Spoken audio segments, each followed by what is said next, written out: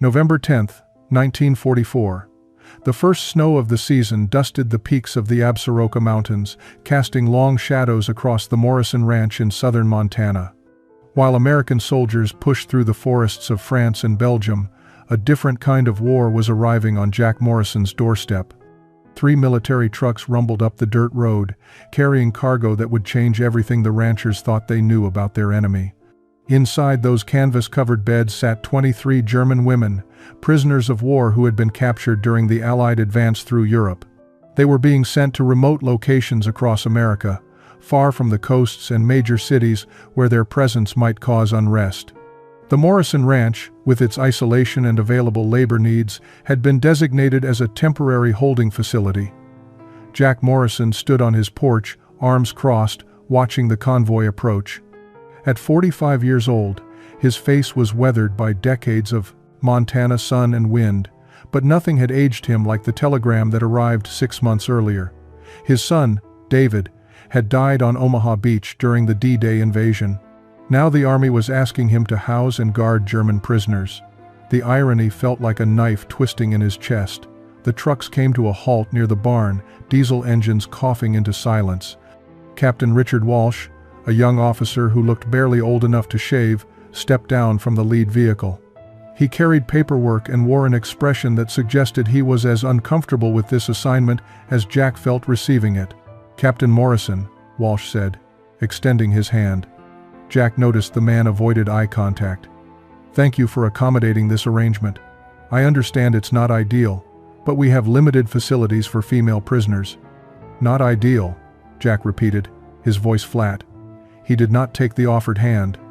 "Captain, my boy died fighting these people. Now you want me to give them beds and meals." Walsh's hand dropped. His jaw tightened. "I understand your loss, sir, but these are prisoners of war under our protection. The Geneva Convention requires humane treatment regardless of personal feelings." The canvas flaps of the trucks were pulled back and the women began to descend. They wore a mixture of gray auxiliary uniforms and civilian clothes, all of it worn and travel-stained. Their faces showed exhaustion, fear, and something else that Jack could not quite name. Perhaps it was shame, or maybe just the hollow look of people who had lost everything and expected nothing but more loss ahead. Liesl Mueller was the first to step onto Montana soil. At 26, she had been a communications officer stationed in Belgium when American forces overran her position. She stood straight despite her fatigue, her dark hair pulled back severely, her blue eyes scanning the ranch with the careful assessment of someone trained to evaluate tactical situations. What she saw was a working cattle ranch, transformed into a makeshift prison. Barbed wire had been strung around one of the bunkhouses. Armed guards stood at intervals, most of them local ranch hands who had been deputized for this purpose. The mountains rose in the distance, beautiful and utterly foreign. This was not the America she had been taught to hate. It was something else entirely, something she had no context for understanding. The bunkhouse that would serve as the women's quarters had been hastily prepared in the week before their arrival. Sarah Morrison had overseen the work herself, her conscience wrestling with her grief. 23 narrow cots lined the walls, each with a thin mattress, a wool blanket, and a pillow that had seen better days. A pot-bellied stove sat in the center of the room, its pipe extending through the roof. 2 small windows on opposite walls allowed limited light and air. It was clean but austere, functional but unwelcoming. As the women filed inside, carrying the few possessions they had been allowed to keep, Sarah watched from the doorway. She had lost her son, her only child, to these people's war. Yet standing here, seeing these exhausted women who looked barely older than girls, she found her hatred more complicated than she had expected. They did not look like monsters. They looked like daughters, sisters, mothers. They looked human, and that made everything harder. Liesl chose a cot near the stove and set down her small canvas bag. Inside were 3 items: a photograph of her parents standing in front of their Berlin apartment building, a worn copy of Goethe's poetry, and a wooden comb her mother had given her before she left for military service. Everything else she had owned was lost somewhere between Belgium and Montana. She sat on the edge of the cot, feeling the thin mattress compress under her weight. Around her, The other women were claiming their spaces in silence, each lost in private thoughts about how their lives had brought them to this moment. Anna Schneider, the young nurse, sat 2 cots away, her hands trembling as she tried to fold a spare shirt. Frida Klein, barely 19, had already begun crying softly into her pillow, homesick for Stuttgart and her family's bakery. Elise Weber, the widow, stared at the ceiling with dry eyes that had long ago run out of tears. Buck Henderson appeared in the doorway, his large frame blocking most of the light. He wore a Colt revolver on his hip and an expression that made clear his feelings about his new charges. "Listen up," he said in English, not caring whether they understood. "You work, you eat.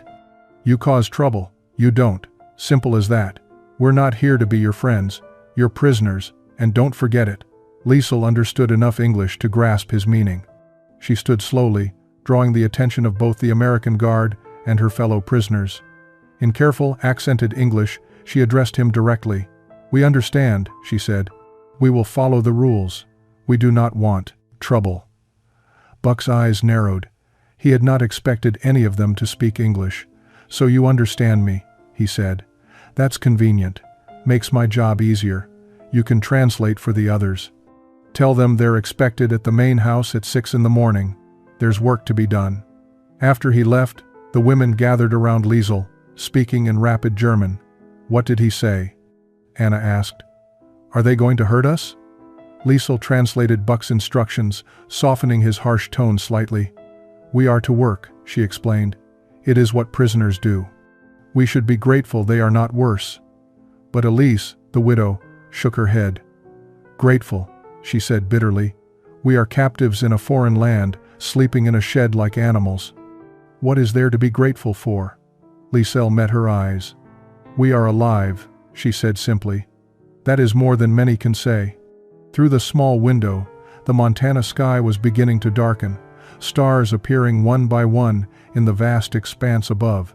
It was a sky unlike any Liesel had seen in Europe, endless and overwhelming in its openness. She wondered if that sky looked the same over the ruins of Berlin, over the graves of all the boys and men who would never see another sunset. She wondered if her parents were still alive, if the apartment in the photograph still stood, if anything of her old life remained beyond memories and regrets. Dawn came early to the Morrison Ranch, painting the mountains in shades of rose and gold. The women were roused at 5:30 by the clanging of a bell that echoed across the compound. They dressed quickly in the cold morning air, their breath visible in the unheated bunkhouse. Sarah Morrison had left work clothes outside their door during the night, sturdy denim pants and cotton shirts that were practical for ranch work. The garments were mismatched and oversized, donated by local families who had mixed feelings about their use, but they were warm and functional. By 6 o'clock, all 23 women stood in an uneven line outside the enfellment, main house, waiting for instructions they might not understand. Jack Morrison emerged onto the porch, his coffee cup steaming in the frigid air. He studied the women with an expression that revealed nothing of his thoughts. Behind him, Danny Brennan and Samuel Chen waited, both men wearing heavy work gloves and looking uncertain about the day ahead. Jack took a long drink of his coffee before speaking. "You'll be divided into groups," he said, his voice carrying across the yard. "Some will work the kitchen with Sarah. Others will help with livestock, mending fences, general maintenance.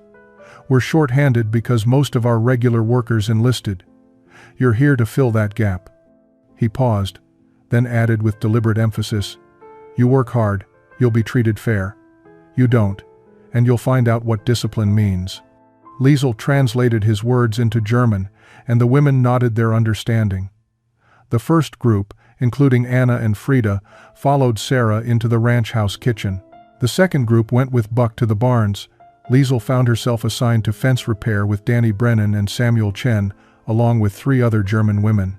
They loaded tools into an old Ford pickup and drove into the pastures where winter winds had damaged barbed wire fencing. The work was cold, dirty, and physically demanding. Danny demonstrated how to stretch new wire tight and secure it to the posts. He spoke slowly, using gestures to bridge the language gap. Liesel watched carefully, then repeated his actions. Her hands, more accustomed to operating radio equipment than manual labor, struggled with the unfamiliar tools. Samuel Chen worked alongside them, saying little but observing everything. He had grown up facing prejudice in Montana, where his family's Chinese heritage made them perpetual outsiders despite 3 generations on American soil. He recognized something familiar in the way the German women carried themselves, that careful dignity of people who knew they were unwelcome but refused to show weakness. During the midday break, Samuel shared his canteen with Liesel when he noticed hers was empty. She looked at him with surprise, then accepted the water with a quiet thank you. Danny, watching the exchange, pulled out sandwiches Sarah had packed and offered them around. The German women hesitated, unsure if this was permitted. Liesel accepted first, and the others followed her lead. When they returned that evening, exhausted and sore, Liesel wrote in her diary by candlelight, "Today we worked as laborers, not soldiers. Today we were treated as humans, not enemies. I do not know what this means yet, but I feel something changing." 3 weeks passed in a rhythm of work and wary coexistence. The German women rose before dawn, labored through the daylight hours, and returned to their bunkhouse exhausted each evening. The Americans maintained professional distance, offering instructions but little conversation. The 2 groups moved around each other like dancers following choreography, close but never touching, aware but never connecting. Then winter arrived in earnest, bringing with it temperatures that plunged below zero and winds that howled across the prairie like wounded animals. The bunkhouse stove, adequate for autumn, proved insufficient against December's assault. The women huddled under their thin blankets, wearing every piece of clothing they owned, still shivering through the nights. Danny Brennan noticed it first.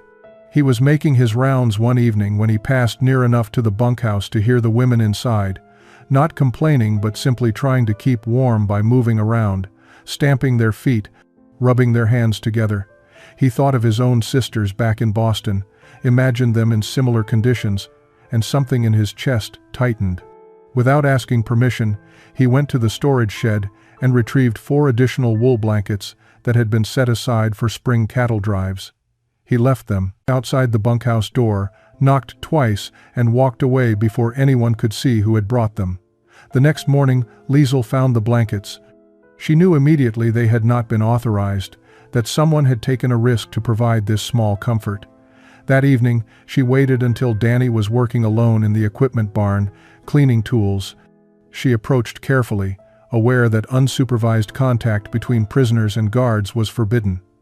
In her hands, she carried something small, wrapped in cloth. "Mr. Brennan," she said quietly. He looked up, surprised and slightly alarmed by her presence. She held out the wrapped item. "The other women and I, we wanted to thank you for the blankets." Danny hesitated, then accepted the bundle. Inside was a small carved wooden figure, a horse, roughly made but clearly crafted with care and attention. One of the women, Katrin, had whittled it from a piece of scrap wood using a borrowed knife, working on it during their brief evening free time. Danny turned the carving over in his hands, moved in a way he had not expected. "You did not have to do this," he said. Liesel met his eyes. "You did not have to bring blankets," she replied.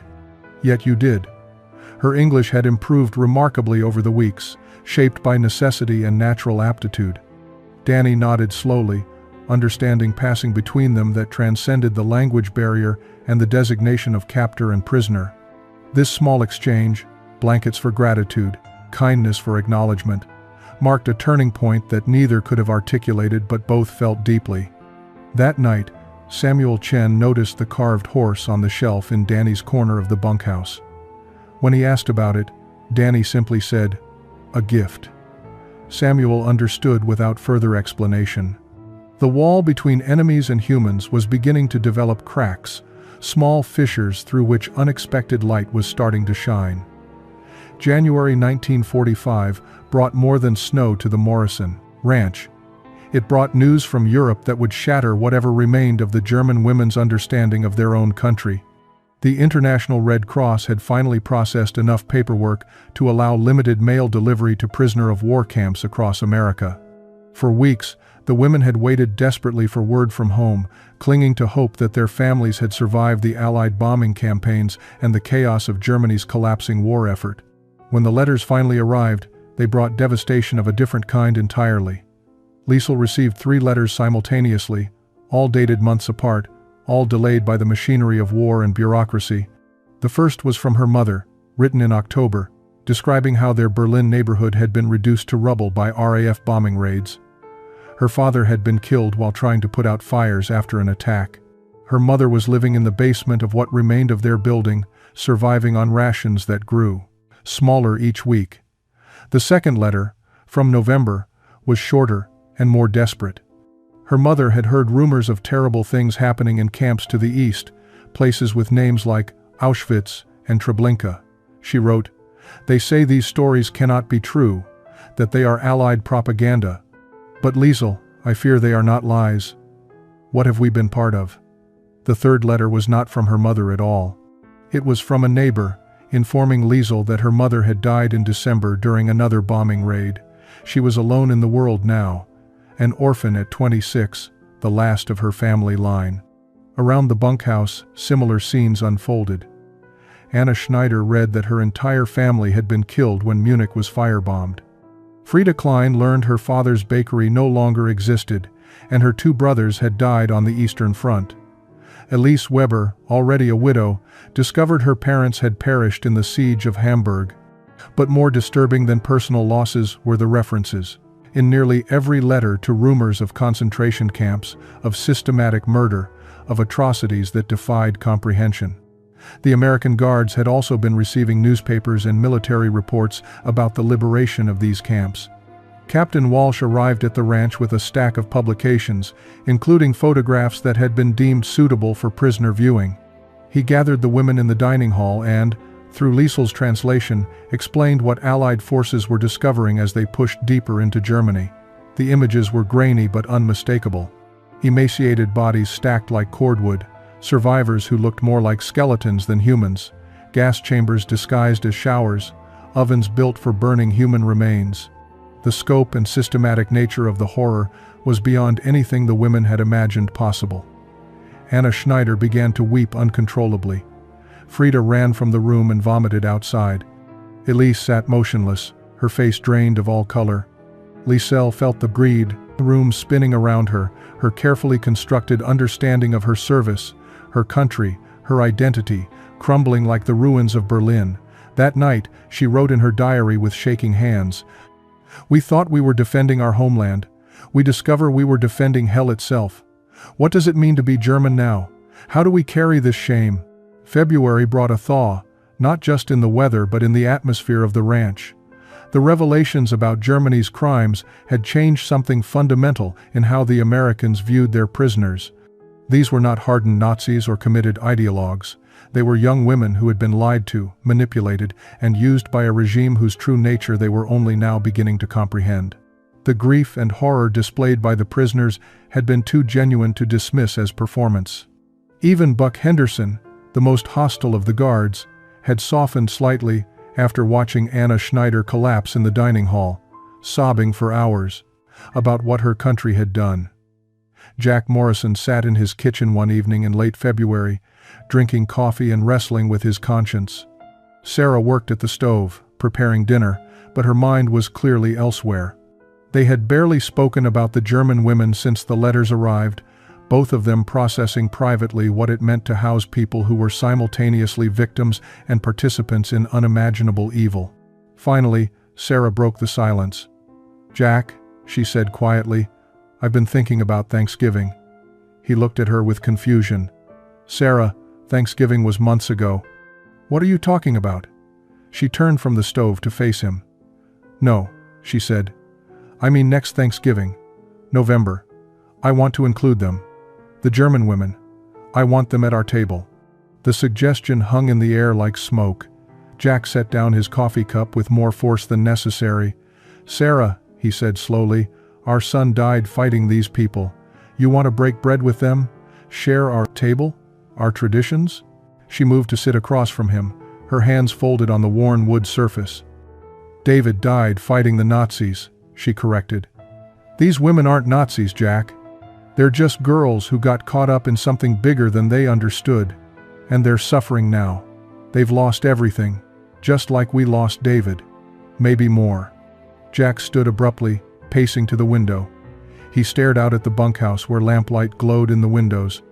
He thought about David, about the telegram, about the rage that had sustained him through months of grief.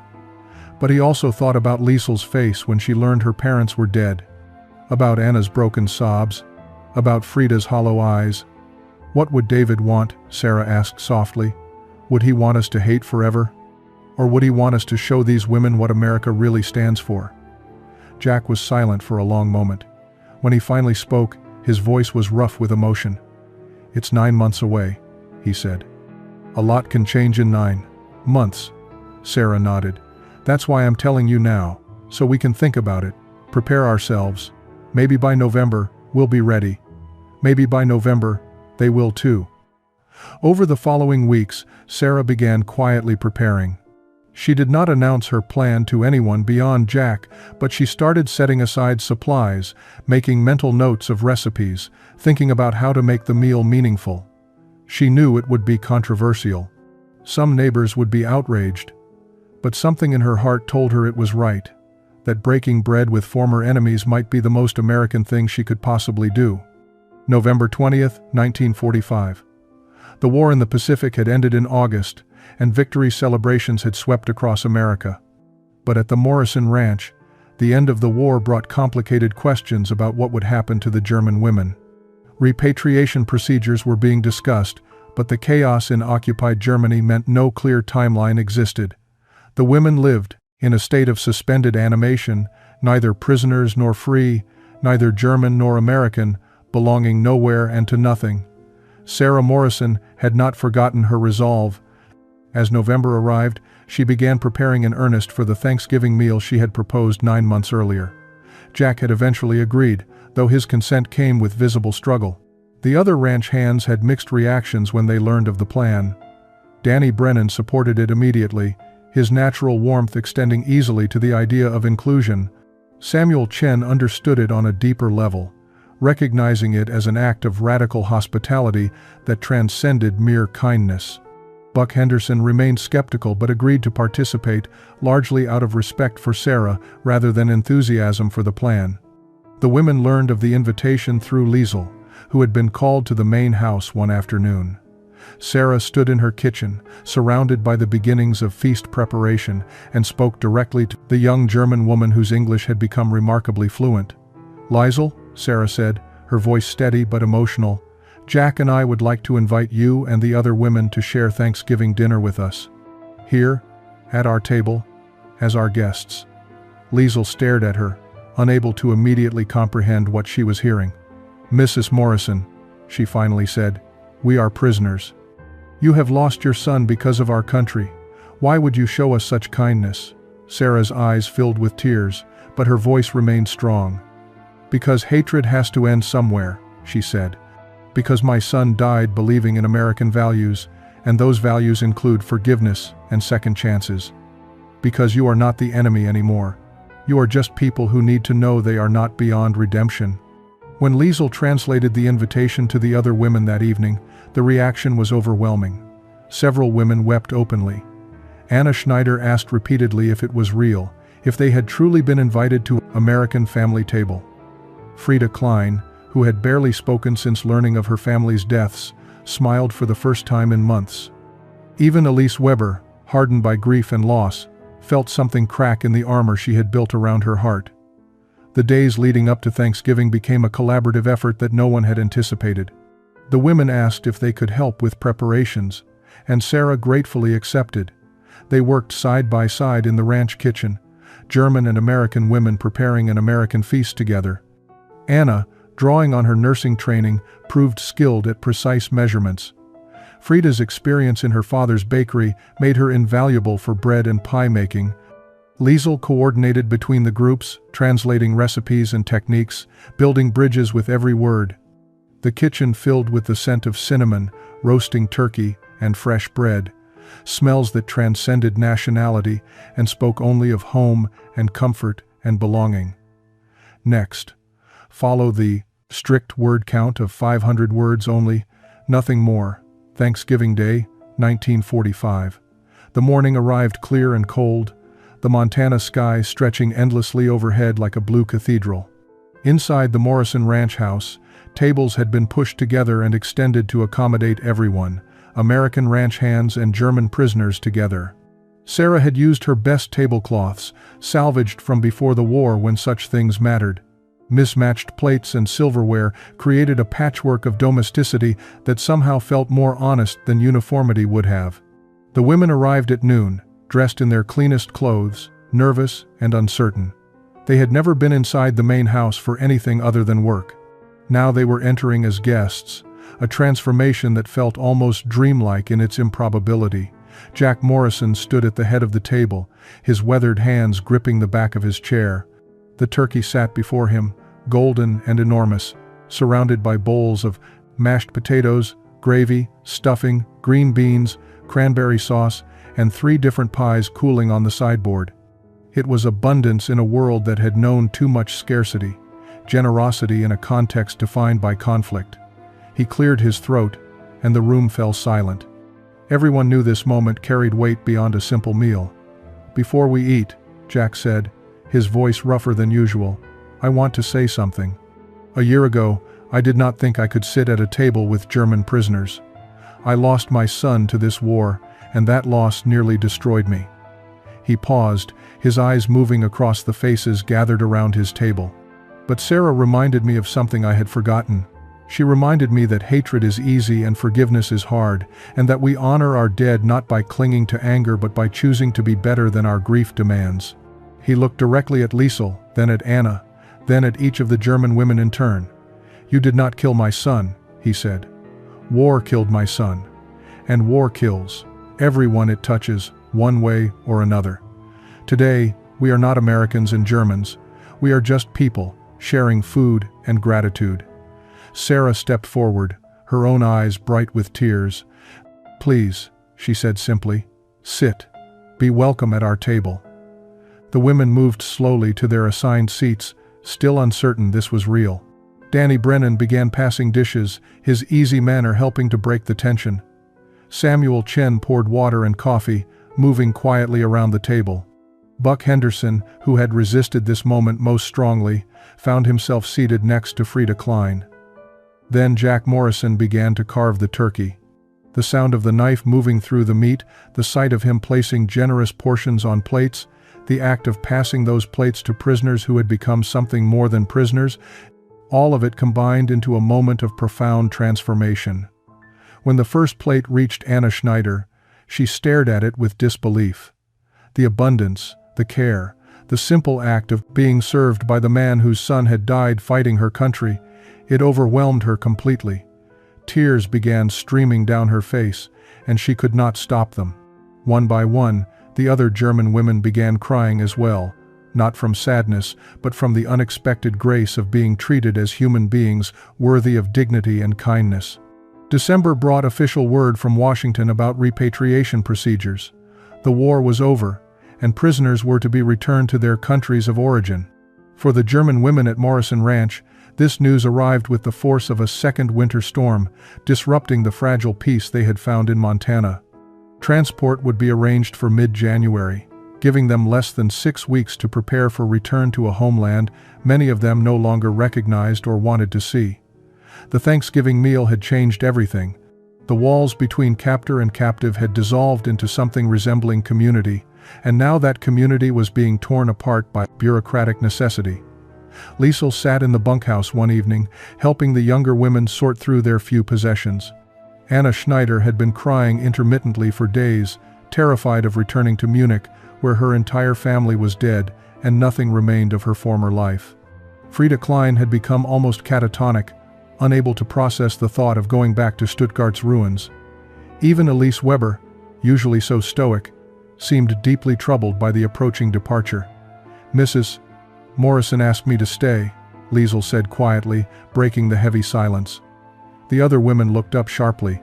"She and Jack have offered to sponsor me, to help me apply for permission to remain in America as a displaced person. The legal status exists now for people like us who have nowhere to return to." The words hung in the cold air. Anna spoke first, her voice barely a whisper. Can they do that? Can any of us stay? Liesel nodded slowly.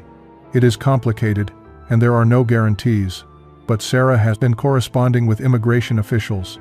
She believes it is possible for those of us who have no family left, who have no homes to return to. The question is, she paused, searching for the right words, do we want to stay in the country we once considered our enemy? Or do we return to help rebuild the country that committed such terrible crimes? Over the following days, intense discussions filled the bunkhouse during evening hours. Some women felt a duty to return, to participate in Germany's reconstruction regardless of how painful it might be.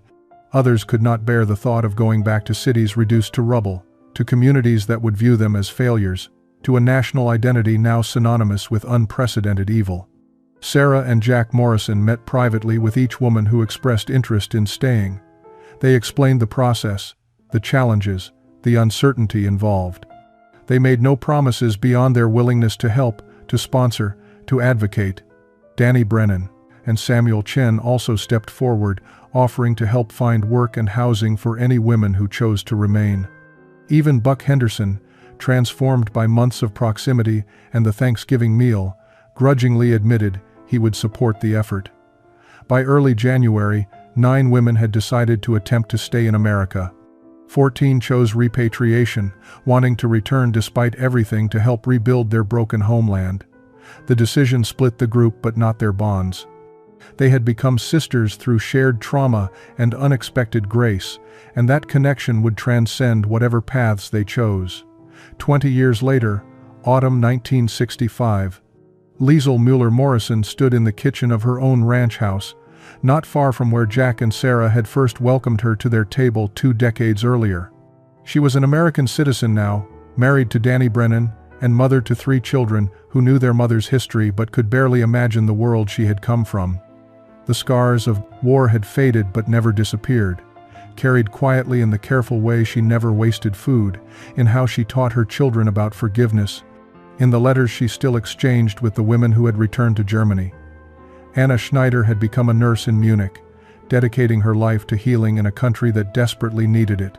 She had married a doctor who had lost his entire family in the camps, and together they had built something new from shared grief. Frieda Klein had reopened her family's bakery in Stuttgart, using recipes her father had taught her, creating sweetness in a city still rebuilding from rubble. Elise Weber had never remarried but had become a teacher, shaping young minds to understand the dangers of blind nationalism and the necessity of moral courage.